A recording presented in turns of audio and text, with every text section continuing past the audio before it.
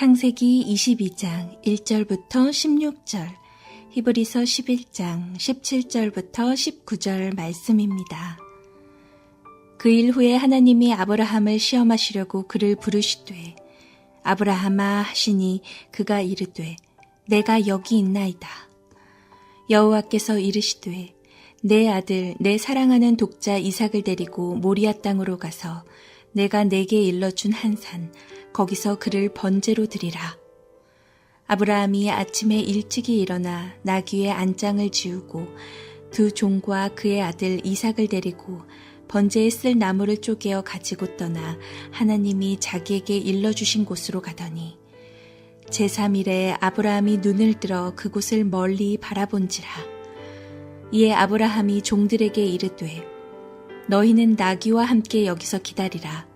내가 아이와 함께 저기 가서 예배하고 우리가 너희에게로 돌아오리라 하고 아브라함이 이에 번제나무를 가져다가 그의 아들 이삭에게 지우고 자기는 불과 칼을 손에 들고 두 사람이 동행하더니 이삭이 그 아버지 아브라함에게 말하여 이르되 내 아버지여 하니 그가 이르되 내 아들아 내가 여기 있노라.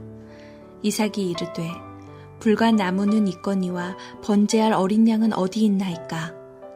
아브라함이 이르되 내 아들아 번제할 어린 양은 하나님이 자기를 위하여 친히 준비하시리라 하고 두 사람이 함께 나아가서 하나님이 그에게 일러주신 곳에 이른지라. 이에 아브라함이 그곳에 제단을 쌓고 나무를 버려놓고 그의 아들 이삭을 결박하여 제단 나무 위에 놓고 손을 내밀어 칼을 잡고 그 아들을 잡으려 하니 여호와의 사자가 하늘에서부터 그를 불러 이르시되 아브라함아 아브라함아 하시는지라. 아브라함이 이르되 내가 여기 있나이다 하매 사자가 이르시되 그 아이에게 내 손을 대지 말라. 그에게 아무 일도 하지 말라. 내가 내 아들 내 독자까지도 내게 아끼지 아니하였으니 내가 이제야 내가 하나님을 경외하는 줄을 아노라. 아브라함이 눈을 들어 살펴본즉 한 순양이 뒤에 있는데 뿔이 수풀에 걸려 있는지라. 아브라함이 가서 그 순양을 가져다가 아들을 대신하여 번제로 드렸더라. 아브라함이 그 땅 이름을 여호와 이레라 하였으므로 오늘날까지 사람들이 이르기를 여호와의 산에서 준비되리라 하더라. 여호와의 사자가 하늘에서부터 두 번째 아브라함을 불러 이르시되 여호와께서 이르시기를 내가 나를 가리켜 맹세하노니 내가 이같이 행하여 내 아들 내 독자도 아끼지 아니하였은즉 아브라함은 시험을 받을 때에 믿음으로 이삭을 드렸으니 그는 약속들을 받은 자로 돼 그 외아들을 드렸느니라. 그에게 이미 말씀하시기를 내 자손이라 칭할 자는 이삭으로 말미암으리라 하셨으니 그가 하나님이 능히 이삭을 죽은 자 가운데서 다시 살리실 줄로 생각한지라. 비유컨대 그를 죽은 자 가운데서 도로 받은 것이니라. 오늘 우리 말씀과 함께 연단과 순종 그리고 예비하심이라는 제목으로 여러분과 함께 은혜를 나누기를 원합니다. 자식을 갖기 전에는 이 아브라함의 이야기는 참 감동적인 이야기로만 들렸습니다. 그리고 참 아브라함의 믿음이 귀하구나 멋있구나 라는 생각을 하면서 나도 저런 믿음을 갖고 싶다라는 생각으로 학창시절 또 싱글 시절 이 말씀을 들을 때마다 이렇게 마음이 벅차기도 하고 감격스럽기도 하고 그런 생각이 들었습니다. 근데 자식을 낳고 나서 그리고 그 자식과 함께한 시간들이 1년, 2년, 3년 길어질수록 오늘 토요일 제가 이 말씀을 보면서 참 마음이 너무 무거웠습니다. 그리고 참 설교하기가 싫었습니다. 어떻게 보면 구약 성경에서 가장 저의 마음을 무겁게 하는 설교요. 또 가장 어찌 보면은 우리 인륜을 거스르는 설교가 될 수도 있을 것이고 인간의 상식을 거스르는 설교가 될 수 있을 것이다 라는 생각이 제 마음에 들었습니다. 그리고 또 설교자가 설교에서 이런 메시지를 가지고 여러분도 이렇게 바치십시오 라고 했다가는 참 욕먹기 십상인 그런 설교가 아닐까라는 생각이 제 마음속에 들었습니다. 그래서 보통 말씀을 나누면은 준비를 하다 보면은 이 말씀을 어서 주일날 가서 먹여야지, 양들을 먹여야지, 또 주의 백성들과 함께 나눠야지 라고 하는 그런 마음이 제 마음속에 참 이렇게 의욕이 넘치는데, 토요일은 제가 이 말씀을 준비하면서 참 많이 망설여지고 하기 싫고, 어떻게 하면은 이 가운데서 하나님의 은혜를 나눌 수 있을까, 참 제 마음이 많이 주저했던 그러한 본문이 오늘 이 본문입니다. 이 말씀은 아브라함이 이삭을 바치는 이 사건은 여러분들이 너무나도 잘 아는 사건이고, 더 이상 스토리를 설명하지 않아도 우리가 잘 알 수 있는 사건이죠. 그런데 오늘 우리가 이 본문의 말씀을 아브라함의 마음으로, 아브라함의 눈으로 오늘 이 사건을 한번 볼 수 있었으면 좋겠습니다. 실제로 하나님께서 말씀하실 때도 아브라함의 눈으로 이삭을 말씀하고 계세요.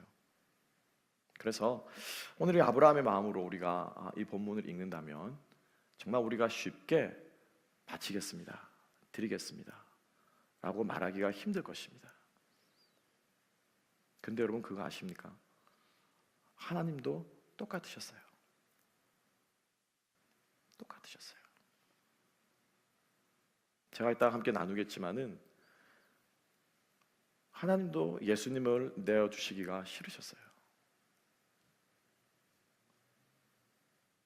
모래 같은 수많은 백성 필요 없습니다. 땅 필요 없습니다. 하나님께서 나에게 억만금을 준다고 하더라도 필요 없습니다. 그런 축복 필요 없습니다. 이 아들, 내 생명과도 같은 이 피부치, 이 아들만 지킬 수 있다면은 하나님 그 언약 저때 이루어지지 않으셔도 좋습니다. 저 같으면 100번이고 1000번이고 10,000번이고 그렇게 대답했을 것 같아요. 오늘 우리가 이 말씀을 보면서 그런 아브라함의 마음, 또 그런 하나님 아버지의 마음, 그 마음이 또 우리들의 마음이 될 수 있었으면 좋겠습니다.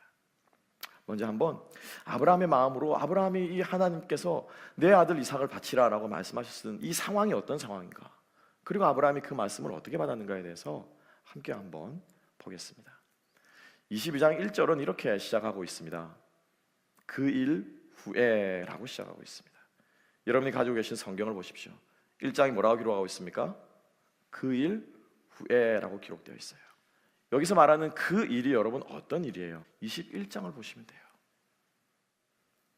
아브라함이 이삭을 얻기 전에 하나님께서 주시는 자식이 있을까 싶어서 누구를 얻습니까? 하갈을 첩을 얻어서 이스마엘을 낳습니다. 근데 이 이스마엘이, 이 하갈이 가정에 뭐가 됩니까? 불화가 되죠. 분란을 일으킵니다. 정실과 부실 간에 싸움이 납니다. 그래서 결국에는 하갈이 집을 떠나게 되고 그 어미를 따라서 이스마엘도 쫓아내게 됩니다. 그리고 이어서 어떤 사건이 있냐면요, 엘리에셀이 누구입니까 여러분? 아브라함의 모든 집안일을 맡아서 하던 메스터였습니다. 집사장이었습니다. 그래서 아브라함이 어느 정도로까지 생각했습니까? 내 대를 이어서, 하나님이 바다의 모래같이 많겠다고 약속해 주셨으니까 나의 대를 이어서 이 엘리에셀이 우리의 가문을 이어가겠다라고 생각했던 사람이 누굽니까? 엘리에셀이었어요. 근데 엘리에셀과 아브라함 사이 가운데 불화가 일어납니다. 아브라함이 오해를 냈어요. 엘리에셀이 양들을 따로 빼돌린다는 거예요. 자기의 재물을 따로 챙긴다라는 거예요. 그래가지고 엘리에셀과 아브라함 사이에 충돌이 일어났습니다. 엘리에셀이 조용히 자기의 모든 것들을 내려놓고 아브라함을 떠납니다. 그뿐만이 아닙니다. 롯이 다른 적국에 잡혀갔다는 이야기를 들었을 때 아브라함이 300명의 군대를 거느리고 그 롯을 구출하는 그 이야기를 우리는 잘 알고 있습니다. 그때 그 용맹스러웠던 300명의 특공대, 온 나라의 정예 부대를 깨뜨릴 정도로 단단하게 무장되어 있었던 그 300명의 정예 부대를 통솔하고 인솔하는 비골이라고 하는 장군이 있었습니다. 아브라함의 오른팔과도 같은 아브라함의 이 가정의 모든 것들을 쉽게 말하면 호위무사죠. 이 경호대장 비골 역시 엘리에셀을 따라서 아브라함을 떠나갑니다. 이 사건들이 21장에 쭉 등장하고 있어요. 여러분 생각해 보십시오. 이스마엘이 잘려나갔습니다. 엘리에셀이 잘려나갔습니다. 하나님께서 자기에게 주실까 했던, 기대했던 그 모든 것들이 다 어떻게 해요? 잘려나갔습니다. 하나님께서 끊어내십니다. 그럼 우리는 이렇게 생각할 수 있어요. 아, 하나님께서 이제 모든 것들을 다 정리하시고, 그래, 이삭밖에 없구나. 그래, 하나님께서 내게 주신 그것을 통해서 하나님께서 이게 나에게 일하시겠구나. 마지막 남은 카드가 누구입니까? 이삭이잖아요. 더 이상 이제 물러설 곳이 없습니다. 그리고 이 이삭이야말로 자기 몸에서 난 확실한 하나님의 응답입니다. 이 일이 있은 이후에 22장 1절에서 하나님께서 뭐라고 말씀하십니까? 뭐라고 말씀하시죠? 함께 한번 읽어볼까요? 22장 1절. 함께 한번 22장 1절과 2절을 다 같이 읽어보십시다. 시작. 그일 후에 하나님이 아브라함을 시험하시려고 그를 부르시되 아브라함아 하시니 그가 이르되 내가 여기 있나이다. 여호와께서 이르시되 내 아들 네 사랑하는 독자 이삭을 데리고 모리아 땅으로 가서 내가 내게 일러준 한 산 거기서 그를 번제로 드리라. 그 이후에 아브라함에게서는 마지막 카드였어요. 아브라함에게서는 정확한 하나님의 응답이었어요. 아브라함에게서는 이거 뺏어가면 그에게 남은 것은 없습니다. 평생을 모아서 쌓아놓은 재산 누가 가져갈지 몰라요. 그 어떤 사람이 자기의 제마루를 노략질을 해도 막아줄 군대가 없습니다. 누가 자기의 목에 칼을 들이도 자기를 구해줄 호위무사가 없습니다. 아브라함에게서는 마지막 생명줄과도 같은 그것을 하나님께서는 마지막에 요구하세요. 왠 줄 아십니까, 여러분? 하나님께서 구약에 많은 사람들을 만나주실 때, 하나님이 사용하고자 하는 많은 사람들을 만나주실 때 재밌는 것은 하나님께서는 그들을 홀로 두셨어요. 홀로 두셨어요. 어떻게 하셨다고요? 홀로 두셨어요. 혼자 있을 때 하나님께서 찾아오셔서 만나시거나 말씀하시고자 당신의 뜻을 보여주시거나 사용하셨어요. 야곱은 어떻습니까? 자기의 모든 재산을 강 건너 형에게로 보내고 형이 이걸 받고 마음이 좀 누그러뜨려서 자기를 죽이려고 든 그 칼을 도로 칼집에 꽂을까 하는 막연한 기대감에 모든 것들을 강 건너 보내고 혼자 강 이편에 남아있을 때 하나님께서 그에게 찾아오셨습니다. 기도는 어떻습니까? 혼자 숨어가지고 적군에게 들키지 않으려고 그 한 줌 남은 곡식을 까불어서 이걸 가지고 빨리 집으로 가서 우리 어머니 아버님께 드려서 우리 식구들이 먹여야지 라고 하는 그 기대하는 마음으로, 두려운 마음으로, 떠는 마음으로 혼자 밀가부르는 타작마당에 있을 때 하나님께서 찾아오셨습니다. 이사야는 어떻습니까? 하나님 앞에 홀로 앉아 예배 드릴 때, 홀로 주님 앞에 찬양을 드리는 그 자리에 하나님께서 찾아오셔서 그를 만나주셨습니다. 예수님은 어떻습니까? 수많은 사람들이 당신을 임금 삼으려고 12제자가 그들의 생명을 내어버리면서까지 우리가 주와 함께 죽겠나이다고 하는 그 모든 사람들이 그분을 떠나가고 뒤로 하고 당신 혼자 계실 때 마지막으로 하나님께서는 당신의 아들에게 십자가의 사명을 주셨습니다. 하나님은요, 우리를 만나실 때, 우리에게 말씀하실 때, 우리를 쓰실 때 하나님은 우리를 홀로 남겨두십니다. 기억하시기 바랍니다. 왠 줄 아세요? 서울대 철학과 교수님이신 손봉호 교수님은 이렇게 이야기합니다. 사람들은 어렸을 때부터 내가 누구인가라고 하는 자아 정체성을 쌓아간답니다. 그죠? 사춘기 자녀들을 본 부모님들은 아마 절감하고 계실 거예요. 그런데 사람들이 내가 누구인가라고 하는 것은 어떻게 인식하냐면은 주변에 있는 사람들이 자기에게 말하는 것을 통해서 내가 누구인가라고 하는 것을 사람들은 깨달아간답니다. 이해가십니까? 아닌 것 같죠?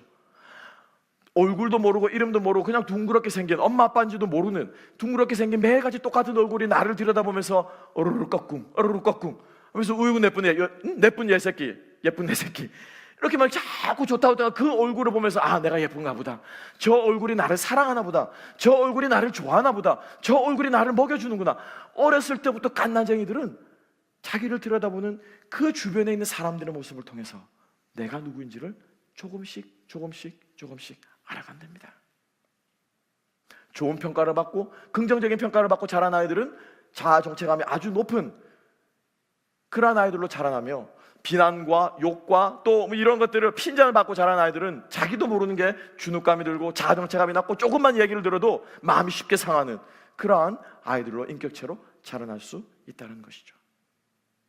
요는 뭐냐면 우리의 모든 자아 정체감은, 이 인간 신자겸은, 이 인간 누구누구는, 나라는 인간은 누구를 통해서, 주변 환경을 통해서 내가 누구인가가 결정된다는 거예요. 그런데 여러분, 진짜 나 신자겸이 누굽니까? 누구예요? 정말 오리지널 평가가 누굽니까? 사람들은 저에게 많은 타이틀을 붙입니다. 사람들은 저에게 많은 것들을 요구합니다. 사람들은 우리들이 가지고 있는 기대치와 우리들이 가지고 있는 자리와 우리들이 가지고 있는 사회적인 역할에 따라서 많은 것들을 이야기하는데, 정작 나라는 이 사람을 가장 잘 아는 존재는 누굽니까 여러분? 하나님이세요. 창세전부터 나를 아시고 모태에서부터 나를 지으시고 내가 태어나는 그 순간부터 나를 택하시고 부르시들 그 하나님이 나에 대해서 가장 잘 안다는 거예요. 그래서 하나님께서 네가 누구냐, 네가 어떤 사람이냐, 네가 어떤 존재냐는 것을 말해주기 위해서는 주변 것들을 다 잘라내셔야 되는 거예요. 주변 것들을 다 거둬가셔야 되는 거예요.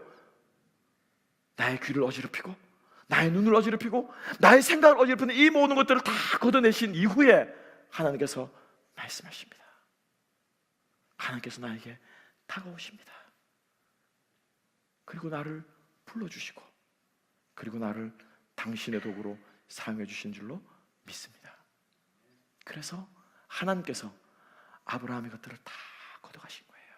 심지어 누구까지? 자기의 핏덩어리까지 하나님은 걷어가시는 거예요. 여러분 그렇지 않습니까? 여러분 왜 사세요? 저 왜 살아갑니까? 왜 살아요? 죽지 못해 산다는 말들인데 왜 살아요? 아이들 키우기 위해서 살지 않습니까? 자식들이 자랄 때는 교육적으로 뒷바라지 할 거고, 그 아이들이 힘들 때는 또 도와주려고 할 거고, 그 아이들이 지 힘으로 일어나 거기까지 부모라는 존재는 자식을 위해 존재하는 거예요. 그 핏덩어리가 커서 인간구실하며 살 때까지 그거 하나 해보려고 우리의 모든 삶이 거기에 쏟아부어지지 않습니까? 근데 이 자식이 없어지고 나면 우리가 살아가는 의미가 없어질 수도 있어요. 그래서 하나님은 이삭까지 걷어가시려고 하시는 거예요. 아브라함아 네가 누구냐? 아브라함아 너의 인생이 어떤 인생이냐? 하나님께서 그것을 아브라함에게 가르쳐주고 싶으신 것입니다. 그런데 우리 하나님 무자비하지 않으세요. 그래서 저는 더 화가 나요. 2절 말씀을 읽어볼까요? 2절에서 하나님께서 뭐라고 말씀하십니까? 이삭을 가리켜서 뭐라고 말합니까? 네 아들, 내 사랑하는 독자 이삭이라고 얘기하고 있어요. 그런데 이 이삭을 누가 주셨습니까? 누가 주셨어요? 하나님이 주셨어요. 제가 하나님 같으면 이렇게 말했을 것 같아요. 아브라함아, 아브라함아, 내가 내 약속을 이루어서 너에게 준 그 아들을 나에게 바쳐라. 저는 그렇게 말했을 것 같아요. 제가 하나님이면. 그렇지 않습니까? 둘을 키워보면은, 둘이 싸우면은 다 하는 게 그거예요. 치사해요. 평소에는 막 서로 주고받고 해가지고 언니 내 거 가져, 뭐 동생 내 거 가져 주고받습니다. 딱 싸우면 어떻게 합니까? 네 거 내 거 가리기 시작해요. 내가 그때 준 거 내놔. 내가 그때 나한테 줬잖아. 그거 다시 돌려줘. 치사해요. 뭐라고 말합니까? 누가 준 거라고요? 한 번 줬으면 끝인데 내가 그때 준 거, 그죠? 그 소유의 본 소유권을 주장합니다. 하나님께서 아브라함의 마음을 감동시키고자 했다면, 아브라함의 마음을 움직이고자 했다면, 아브라함 마음이 그래도 어쩔 수 없이 순종할 수 있게끔 했다면, 하시려고 했다면 하나님은 뭐라고 말했을까요? 내가 너에게, 너가 불임의 시간에 도저히 너에게 소망이 없을 때, 너에게 가능성이 없을 때 내가 너에게 준 그 아들을 나에게 바쳐라. 저는 그렇게 말했을 것 같습니다. 근데 우리 하나님 뭐라고 말씀하십니까? 철저하게 아브라함 편에 서서 말씀하세요. 그래서 저는 이게 싫어요. 차라리 이 마음을 안 흔들어 놓으시면 되는데, 내가 얼마나 이 아들을 사랑하는데, 내 목숨하고도 바꿀 수 없는 이 아들인데, 대신 죽을 수만 있다면, 내가 대신 죽어서라도 구할 수만 있다면 내 목숨은 추워도 아깝지 않을 이 아들인데, 하나님께서 그 아브라함의 마음을 부추기시는 거예요. 네 아들, 네 사랑하는 아들, 네 생명과도 같은 아들, 너의 분신과도 같은 아들, 네 모든 인생을 걸고 있는 네 그 아들,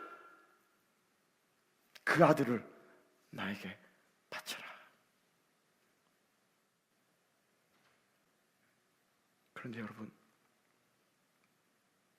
하나님의 이 말씀은 아브라함을 향해서 하신 말씀이기도 하지만, 아까도 제가 말씀드린 것처럼 이 말씀은 당신 스스로에게 하신 거예요.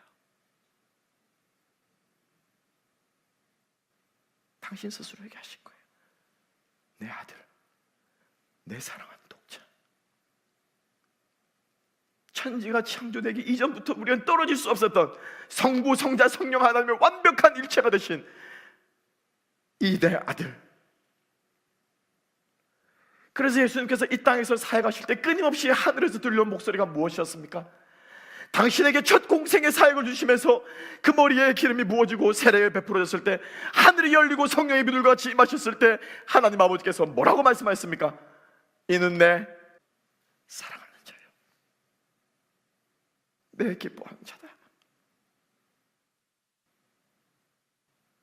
아침에 눈을 뜨고 아이들의 얼굴을 볼 때마다,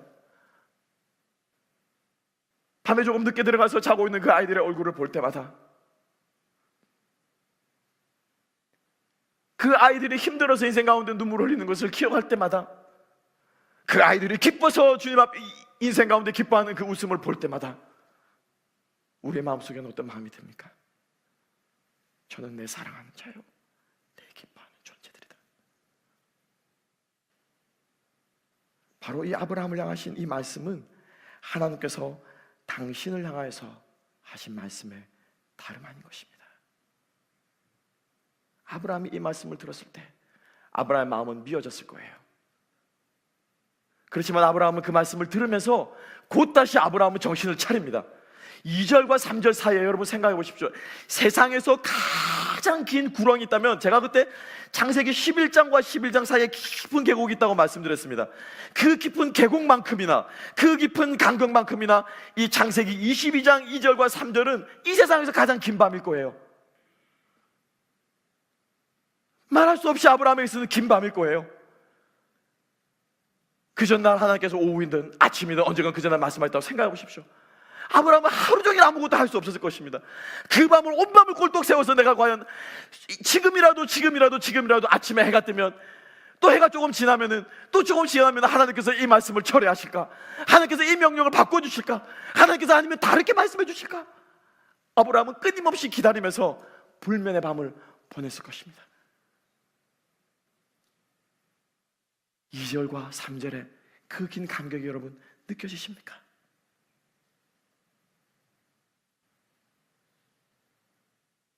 하나님께서 저희 아들이 수술받는 그날, 의사가 와가지고 제가 최선을 다해보겠지만은 가능성이 정말 없습니다.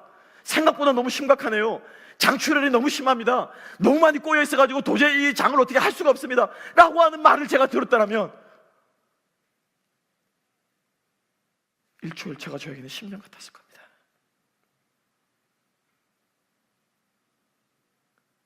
근데 그 2절과 그 3절 사이에 아브라함이 도대체 무슨 생각을 했길래 그 아침에 꾸역꾸역 일어나서 짐을 챙긴단 말입니까? 장작을 모으고 나귀를 준비하고 칼을 준비하고 불쏘시개들을 챙기고, 아들아 가자. 어떻게 이럴 수 있었단 말입니까, 여러분? 저 같으면 하나님의 언약이고 뭐고 하는 여기까지입니다 라고 하면 저는 어떻게 하면 그냥 이삭을 데리고 도망갔을 수도 있을 것 같아요. 어리석은 생각에 저는 하나님에 대해서 100번 노라고 했을 것 같아요. 어떻게 아브라함이 짐을 꾸려 나설 수 있었을까요? 우리는 두 가지를 볼 수 있습니다. 첫 번째 한 가지는 제가 말씀드린 것처럼 아브라함은 이 아이가 어떻게 해서 태어난 아이인가를 알았습니다. 이 아이가 어떻게 해서 내 자식이 되었는가를 아브라함은 알았습니다.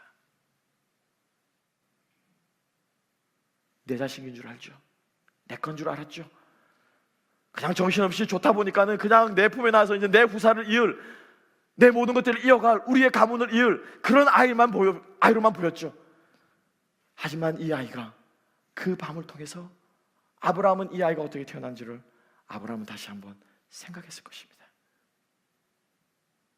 주의 사자들이 어떻게 우리 집에 찾아왔었고, 내가 이 아이를 얻기 위해서 얼마나 내 힘을 가지고 온갖 그 짓들을 다 해봤고, 내 아내가 그것을 믿지 않고 웃었을 때 그 하나님께서 내 아내에게 뭐라고 말씀하셨고, 거짓말같이 1년 후에 정확하게 그때가 되었을 때 태가 열리고 아이가 생겼고 한 이 모든 히스토리들을 아브라함 머릿속에 깨달으면서, 아, 하나님이 주셨구나, 하나님이 주시나이지 라고 하는 믿음이 다시 한번 아브라함의 마음속에 새롭게 되었을 것입니다. 여러분, 우리가 가지고 있는 것 정말 우리 것 맞습니까? 내가 잘해서 내 인생 살면 되고, 내가 잘해서 내 인생 꾸려가면 되고, 내가 적당히 이렇게 해가지고 살아가면 되는 것 정말 그렇습니까?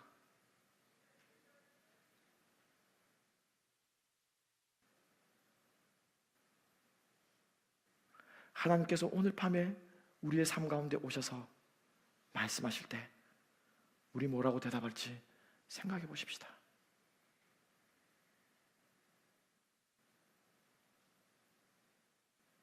두 번째로 아브라함이 그렇게 할 수 있었던 것은, 그 어려움 가운데서, 그 불가능한 상황 가운데서 주신 그분이라면, 이것을 가능하게 하신 그분이라면 죽은 사람도 다시 살 것이라는 확신이 아브라함 가운데는 분명히 있었던 것입니다. 히브리서 11장 말씀을 함께 볼까요? 분명하게 말씀은 우리들에게 증거하고 있습니다. 11장 9절 말씀 다 같이 한번 읽어보십시다. 19절 말씀, 11장 19절 시작. 그가 하나님이 능히 이삭을 죽은 자 가운데서 다시 살리실 줄로 생각한지라 비유컨대 그를 죽은 자 가운데서 도로 받은 것이니라. 아멘, 아멘, 아멘. 다시 살리실 줄로 믿습니까? 여러분, 하나님께서 여러분들의 모든 것들을 주관하시고 빼앗아 간다고 할지라도 다시 여러분께, 우리에게 돌려주실 줄로 믿습니까? 우리 인생의 주인 되신 분이 그분이신 줄로 믿습니까? 아브라함의 고백 가운데 분명하게 나와 있습니다. 함께 볼까요? 자, 22장 함께 보겠습니다.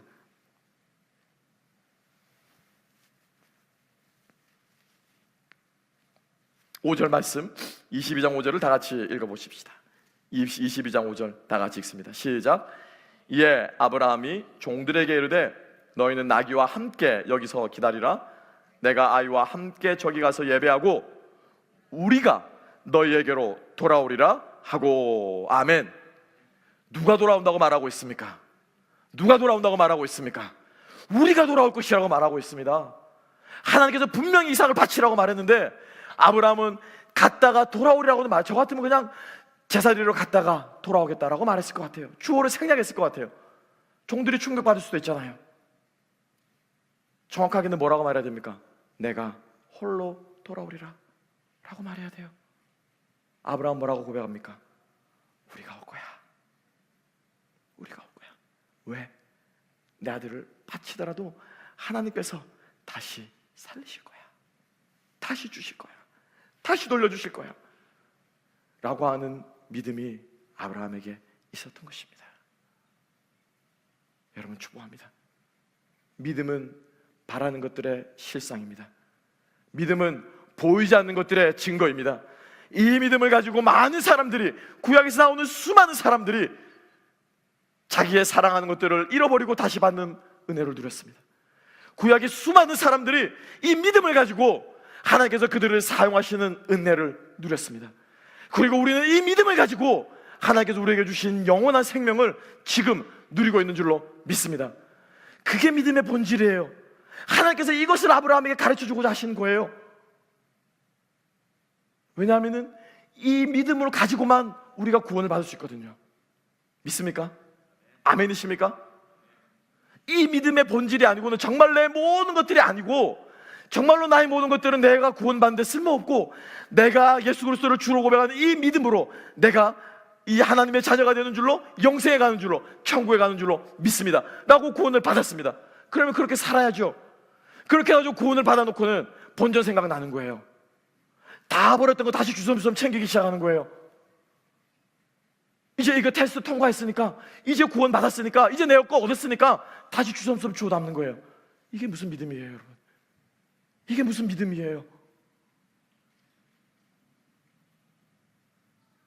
믿음은 도구가 아닙니다. 믿음은 구원을 받는 도구가 아니에요. 믿음은 우리의 전부예요. 믿음은 우리의 본질이에요. 믿음은 우리의 생명이에요. 그래서 이 믿음으로 구원받는다는 이 단순한 교리 때문에 종교개혁자들은 루터는, 칼뱅은, 찌빙글리는, 민처는 자기의 목숨을 초기화와 같이 버렸던 거예요. 왜? 그게 다거든요. 그게 전부거든요. 영원하지 않은 것을 위해서 목숨을 거는 것은 영원한 것을 위해서 자기의 목숨을 버리는 것보다 어리석은 사람이다. 믿습니까? 여러분 아멘이십니까?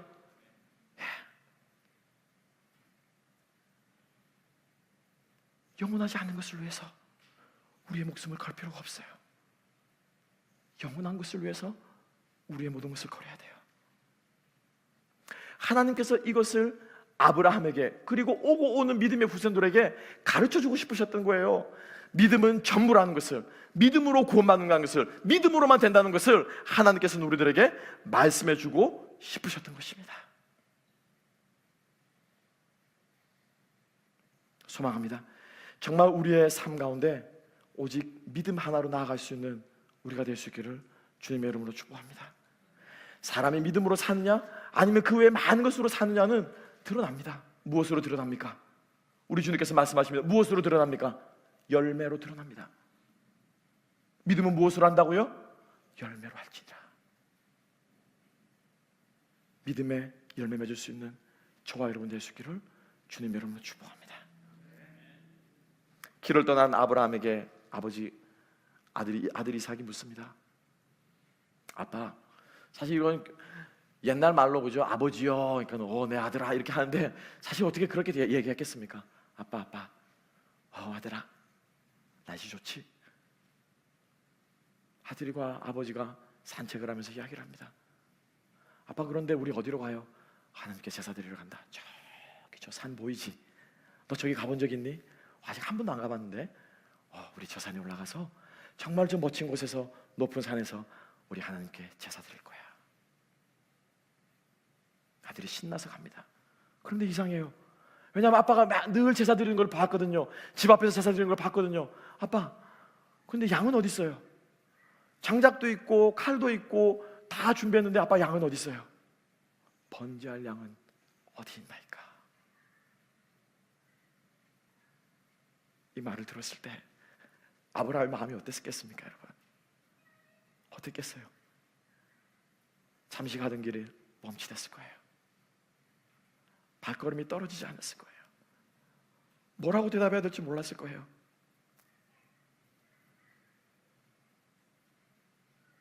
저도 그렇더라고요. 수술 전날 이게 스트레스가 왔는지 숨이 안 쉬어지는 거예요. 애가 숨이 안 쉬어지는 거예요.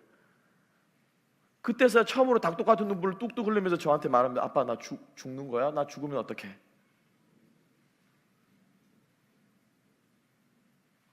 제가 할 말이 없더라고요. 아무 말도 못했습니다. 그냥 안아줬어요. 아브라함이 그랬을 것 같아요.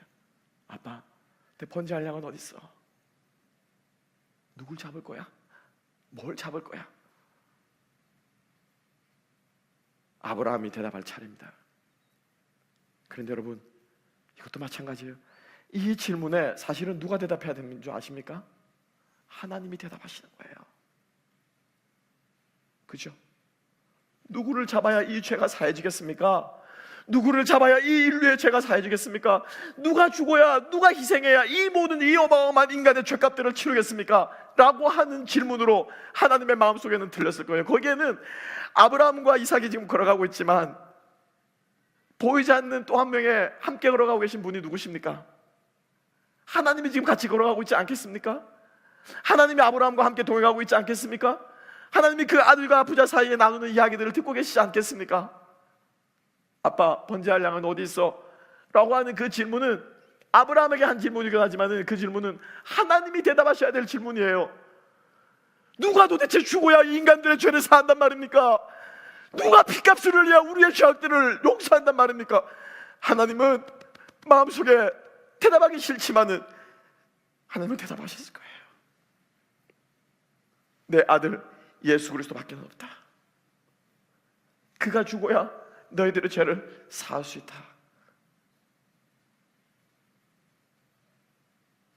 그래서 아브라함이 대답합니다. 아브라함의 대답을 함께 한번 읽어볼까요? 다 함께 한번 읽어보십시다. 22장 8절 말씀 다 같이 읽습니다. 시작.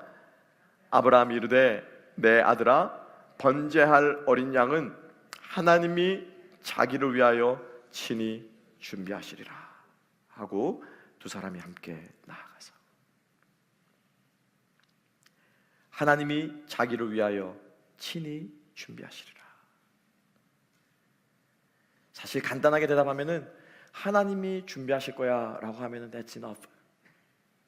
하나님이 직접 준비하실 거야, 너는 가기만 하면 돼 라고 말하면은 enough예요.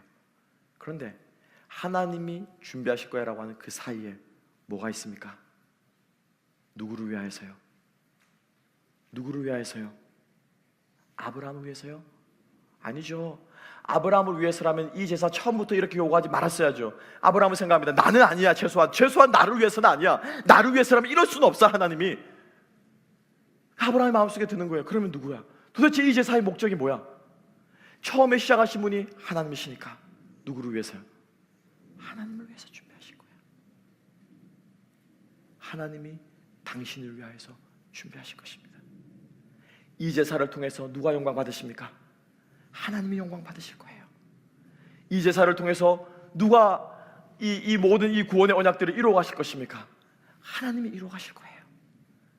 아브라함은 확신합니다. 누구를 위해서? 하나님이 당신을 위해서 준비하실 것이다.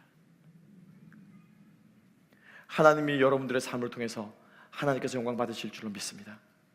하나님께서 내 삶 가운데 이루어지는 모든 것들을 위해서 내 만족이 아니라, 내 기쁨이 아니라, 내 이름을 내는 것이 아니라 하나님께서 영광 받으실 줄로 믿습니다. 하나님께서 여러분들을 사용하셔서 당신의 뜻을 이루어 가실 줄로 믿습니다.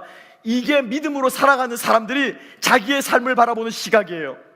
하나님, 나를 통해서 영광 받아주십시오. 아브라함은 이것을 분명하게 깨달았습니다. 그래서 하나님께서 당신을 위해서 이것을 준비해 가실 것이다 라고 고백했던 것입니다. 그리고 나서 아들과 아버지가 계속 걸어가서 마침내 목적지에 도착합니다. 목적지에 도착해서 아브라함이 뭐라고 말합니까? 하나님이 그것을 준비하신 것을 보았다라고 기록하고 있어요. 준비하신 것을 뭐 했다고요? 보았다. 모든 과정들이 지나가고 나서 하나님께서 양을 한 마리를 준비하십니다. 아브라함이 하나님께서 준비하신 것을 어떻게 했다고요? 보았습니다.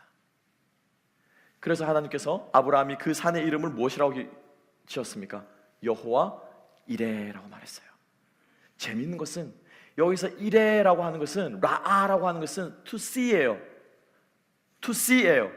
그런데 사람들은 그 말을 뭐라고 번역했냐면요, 준비되리라 라고 번역했어요. 아브라함이 말한 것은 I see the Yahweh라고 말합니다. 내가 하나님을 보았다, 내가 하나님이 준비하신 것을 보았다라고 하는 뜻에서 이레라고 이름을 붙였는데, 그 이후로 많은 이스라엘 사람들은 무슨 말로? 하나님께서 준비해 주셨다라고 하는 뜻으로 이레라는 말을 사용합니다. 아마 우리 많은 사람들이, 그리스도인들이 여호와 이레라고 하는 사람, 이레라고 고백하면서 하나님이 나를 위해서 예배해 주셨다라고 하는 뜻으로 이 말을 많이 쓸 것입니다. 하나님이 준비해 주셨다 라고 하는 뜻으로 쓸 거예요. 저는 이 말씀을 듣고 가만히 생각해 봤습니다. 여러분, 하나님의 준비하심은 어떻게 우리가 알 수 있습니까? 어떻게 알 수 있습니까? 어떻게 알 수 있어요? 망원경을 가지고 모리아산을 이렇게 바라보면은 저 산꼭대기에 양 한 마리가 보입니까? 멀리서 그냥 하나님 말씀을 듣고, 그렇지, 하나님께 준비해 주실 거야, 내 인생을 향한 하나님 계획이 있을 거야 라고 말하면서 기대하고 상상하는 것으로 하나님의 준비를 경험할 수 있습니까? 어떻게 하면 하나님이 나를 위해 준비해 놓은 것을 알 수 있고 경험할 수 있습니까? 어떻게 해요? 가야 돼요. 어떻게 한다고요? 안장 꾸리고 장작 쌓고 칼 달고 아들 데리고 나귀 끌고 어떻게 해요? 모리아 산을 향해서 순종해서 어떻게 나아가야 돼요. 그 산까지 올라가야 돼요. 하나님께서 말씀하신 그 장소까지 순종해서 나아갈 때에 하나님께서 어떻게 하신다고요? 보여주시는 거예요. 아시겠죠? 이게 믿음이에요. 이게 믿음이에요. 앉아가지고 진짜 여기서 가는 거리가 어느 정도일까는 끝까지 포기하지 않고 가다가 중간에 하나님께서 마음을 바뀌어가지고 돌이키게 하실 거야. 가다가 이삭이 여차해서 도망가면은 이삭을 잡으러 간 척하면서 같이 도망가야지. 이삭이 안 죽겠다고 그러면은 하나님 도저히 얘가 지금 말을 안 듣고 이게 하는데 하나님 어떻게 합니까? 하고 하나님하고 딜을 해봐야지. 이게 아니에요. 하나님의 역사하심을 보기 위해서는 어떻게 해야 됩니까? 가야 돼요. 말씀하신 그곳까지 가야 돼요. 사람들이 뭐라고 해도 미친놈이라고 말하고 저 반인륜적인 어디 할 짓이 없어 자식을 잡아 죽이냐고 말하고 한다고 할지라도 하나님이 말씀하신 그곳까지 순종하며 가야 돼요. 갔을 때 하나님께서 우리들에게 뭐 하십니까? 보여주시는 거예요. 저는 여러분과 이 믿음의 길을 걷고 싶습니다. 저는 여러분과 함께 이렇게 믿음 생활을 하고 싶습니다. 저는 여러분들과 함께 우리 하나로 교회가 이렇게 믿음의 걸음들을 걸어나가면서 하나님이 우리를 위하여 예배해 놓은 것을 눈으로 확인하기를 소망합니다. 앉아서 주판 튀기겠습니까? 앉아서 이건 되고 이건 안 되고 이렇게 하면 되고 이렇게 하면 안 되고 하면서 여러분 하나님과 딜하시겠습니까? 하나님이 말씀하시면 나아갈 줄로 믿습니다. 하나님의 부름 받은 사람들은 많습니다. 삼손도 부름을 받았어요. 그렇지만 주님 앞에 쓰임받은 사람은 우리가 생각하는 것보다 많지 않을 수 있습니다. 여러분들의 믿음이 그러한 믿음 될 수 있기를 소망합니다.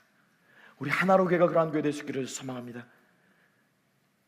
그래서 우리가 주님 앞에 하나님께서 우리를 위해서 예배해 놓으신 아름다운 것들을 눈으로 보고 경험하고 체험하고 감사하며 찬양하면서 여호와 이레를 부를 수 있는 저와 여러분 될 수 있기를 주님의 이름으로 축복합니다. 기도하겠습니다.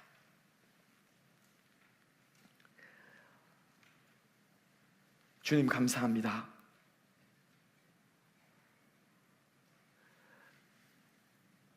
감당할 수 없는 부르심이었고 도망가고 싶은 부르심이었지만 하나님께서 작정하시고 이미 보시고 하신 아브라함의 그 믿음을 통하여서 주님 앞에 순종케 하신 하나님의 능력과 영광을 다시 한번 오늘 이 아침에 저희들이 깨닫게 해주셔서 감사합니다. 두렵습니다. 우리에게 있는 거 달라고 할까봐 두렵습니다. 주님께서 우리를 그렇게 말씀하실 때 내가 과연 그렇게 할 수 있을까 두렵습니다. 하지만 주님, 우리들의 솔직한 마음으로 우리의 연약함을 고백하며 주님 앞에 나아갈 때 부르신 주님께서, 말씀하신 주님께서 이 또한 감당하게 하실 줄로 믿사오니 주님 저희들에게 이 아침에 참 믿음을 주시기를 간절히 바라고 소망하며 모든 말씀 예수님 이름으로 기도합니다.